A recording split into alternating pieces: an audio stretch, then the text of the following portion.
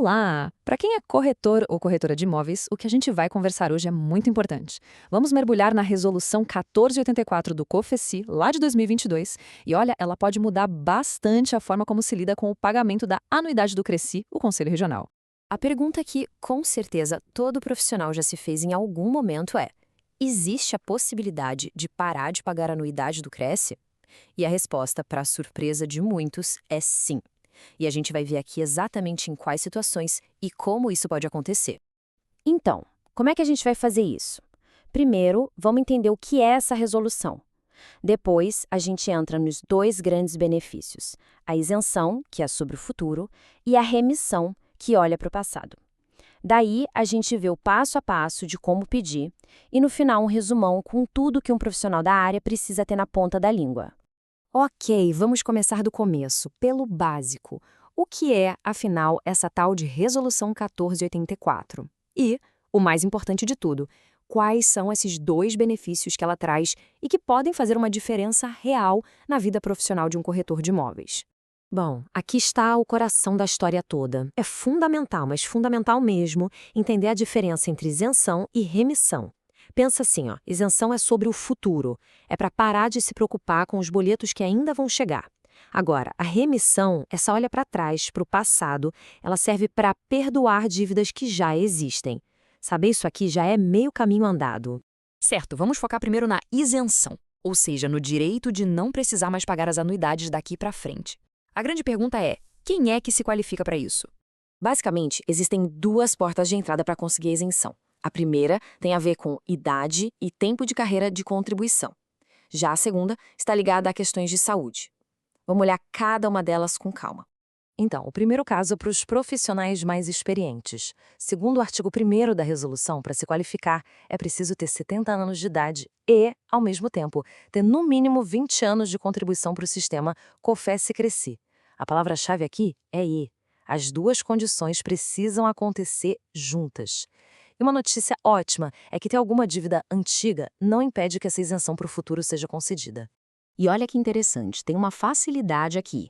O processo pode começar de duas maneiras. O próprio Cresce pode fazer uma busca e iniciar o processo de ofício, ou seja, automaticamente, ou, claro, o próprio corretor, a própria corretora, pode ir lá e fazer o pedido.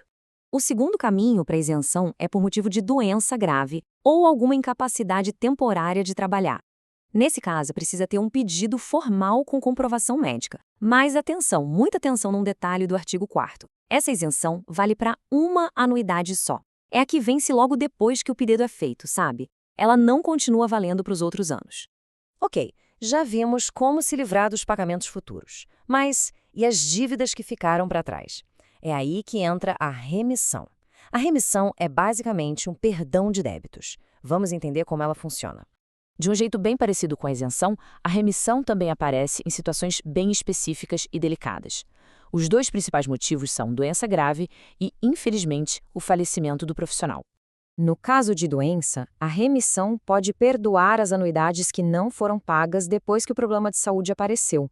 E o legal é que esse benefício também cobre custos do processo, como honorários. Agora, um ponto de atenção.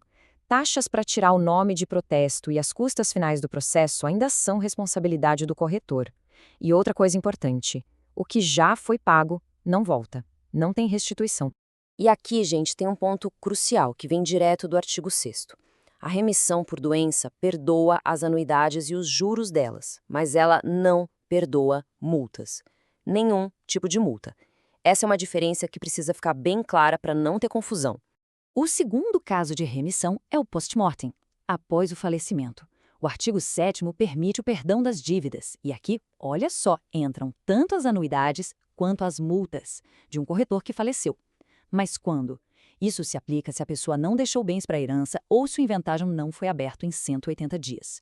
E quem pode pedir? Pode ser um familiar, um interessado ou o próprio Cresci pode dar início ao processo. Certo, a gente já entendeu os direitos, mas e na prática, como é que faz para solicitar? Agora vamos ver o caminho das pedras, o passo a passo desse processo.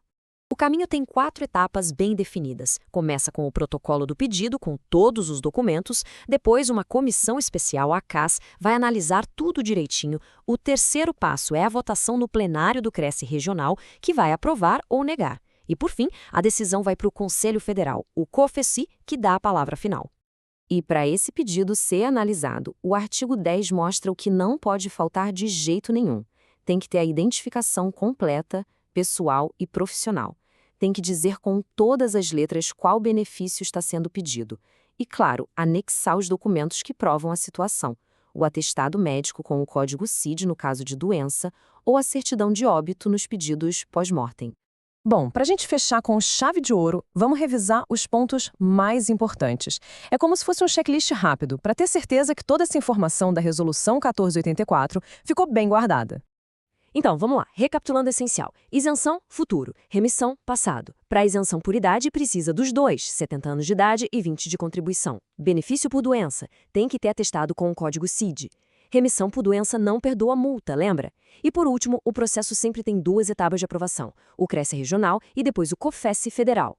E só para a gente ter uma ideia do porquê isso existe, a própria resolução se apoia em princípios muito maiores, como esse do artigo 230 da nossa Constituição. Ele fala sobre o dever de todo mundo, família, sociedade, Estado, de amparar as pessoas idosas, defender a dignidade delas.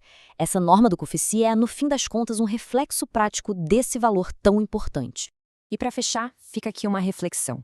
Agora que os direitos dessa resolução estão mais claros, vale a pena parar e pensar. Será que algum profissional, ou talvez um colega de profissão, não se enquadra nessas condições?